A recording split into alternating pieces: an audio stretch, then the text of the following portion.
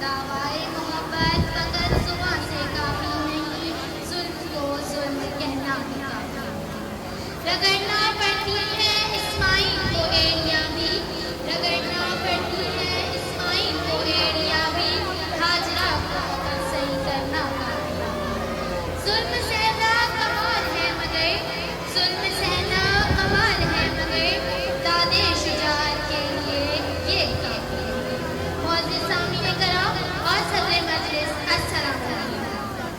मैं आज अर्ज़ मुक़द्दस बैतुल अंबिया यानी फ़लस्तीन के मौजू पर अपने इज़हार ख़याल करना चाहूँगी। मगर रुकिए, मेरा मौजू वहाँ के बच्चों की जिंदा जलाई गए लाशें नहीं, मुझे वहाँ की माँओं के सब्र शुक्र को ज़ेरे बहस नहीं लाना। मेरा मौजू फ़लस्तीनी बच्चों की खून के दर्द भरे फरियाद और शिकायत भी नहीं, जो आखिरी लम्हों में उन्होंने नबी अकरम सल्लल्लाहु अलैहि वसल्लम की बारगाह में। इत्मीनान रखिए जनाब, इत्मीनान रखिए। मैं आपको आपके माजी की याद दिलाकर लहू गरमाने नहीं आई जनाबे वाला। मैं तो बात करना चाहूँगी कि ये खामोशी, ये चश्मपोशी जो अक़वाम आलम और ख़ास तौर पे उम्मत मुस्लिमा ने इख्तियार कर रखी है, इसके क्या नताइज हैं जनाब? अय्यार से क्या कहा जाए, तागूती कुव्वतें तो अर्थ से इस्लाम की दुश्मन रही हैं और अब तो यहूदी कौम भी बिलबिला होती है।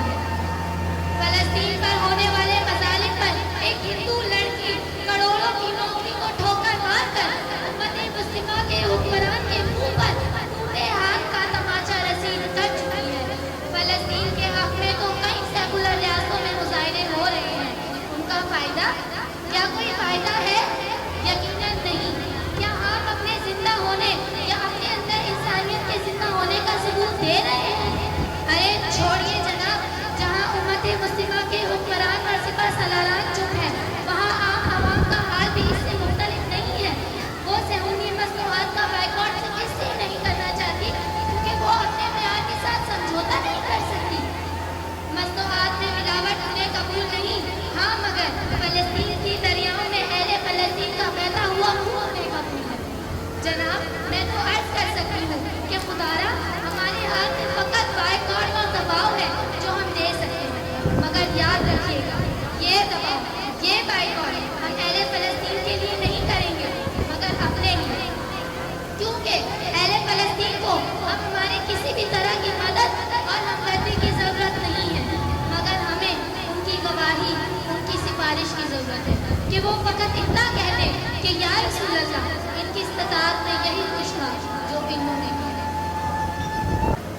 अपने ईमान की हिफाजत के लिए तो शायद मुमकिन है कि हमारी शिफाअत कर दी जाए, वगरना तो अल्लाह ने कह दिया कि पाक को नापाक और पुख्ता को काम से अलग करके दिखाएगा। मौजूदा सूरत हाल में हमारा किरदार हमारे ईमान की पुख्तगी और नियत की पाकीज़गी को इखलास से रोशन की तरह अया कर चुका है। हमारे पास अब कोई हुज्जत या उज़्र बाकी नहीं है। इत्मीनान रखिए जनाब, इत्मीनान रखिए।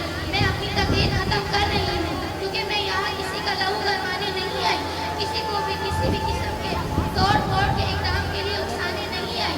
मेरे बस में तो फ़कत इतना ही था कि मैं अपने ख़यालात और तज़किये को यहाँ पेश कर सकूँ, क्योंकि मैं भी उसी कौम का हिस्सा हूँ जो कुछ समाजी राब्ते और ज़राए पर जज्बाती पोस्ट और इज़हारे तो अफसोस के साथ चंद आंसू बहाते हुए किसी सहूनी मशरूब का घूंट करते हुए हुकूमत को बददुआ और अहले फ़लस्तीन के हक़ में दुआ करके मरियुज़-ज़ुमा हो जाते हैं। आइए मैं अपने और आपके ज़मीर के दरवाज़ों पर एक बार दस्तक देते हुए आपसे रुख़सत चाहूँगी। जो बुज़दिल रह के ज़िंदा है मुक़द्दर उनका सोता है, जो बुज़दिल रह के ज़िंदा है मुक़द्दर उनका सोता है, हम उसी के मुस्तहिक़ हैं जो हमारे साथ होता है। नहीं उठता